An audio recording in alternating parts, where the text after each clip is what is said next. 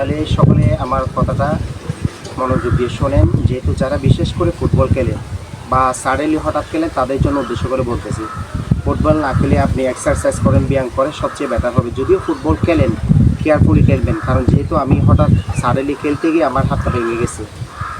প্রায় 2 মাস ক্রস হয়ে গেছে, কিন্তু অনেক কষ্ট পাইছি। প্রথমবার আমি 4টা ব্যান্ডেজ করছি, তারপর একটু ভালো হয়নি, এরপর অন্য জায়গা থেকে আরও 2টা দিছি। শেষ পর্যন্ত যেহেতু আমি একটা ডাক্তার ভালো পাইছি, খাগড়াছড়িতে গেছি। এরপরে কিন্তু উনি বলছে আমাকে সার্জারি করতে হবে, আমাকে ডেটসও দিছে, কিন্তু আমার ভালো লাগতেছে না সার্জারি করাটা।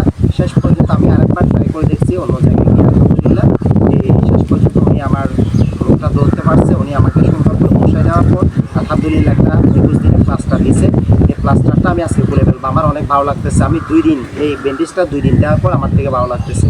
কারণ যারা খেলতেছেন বা ফুটবল, কিন্তু ডাক্তার না পেলে কিন্তু অনেক কষ্ট পাবেন, হয়তো বা আপনার লাইফে একটা হাত নষ্ট হয়ে যেতে পারে।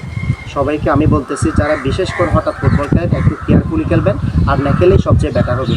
আপনি একটু হাঁটাচলা করেন, ব্যায়াম করেন, এটা সবচেয়ে আপনার জন্য ভালো হবে। ঠিক আছে, সকলে আমার কথাটা মেনটেন করার চেষ্টা করবেন। সকলে ভালো থাকবেন, সুস্থ থাকবেন। আবার পরবর্তী ভিডিওতে দেখা হবে। আসসালামু আলাইকুম।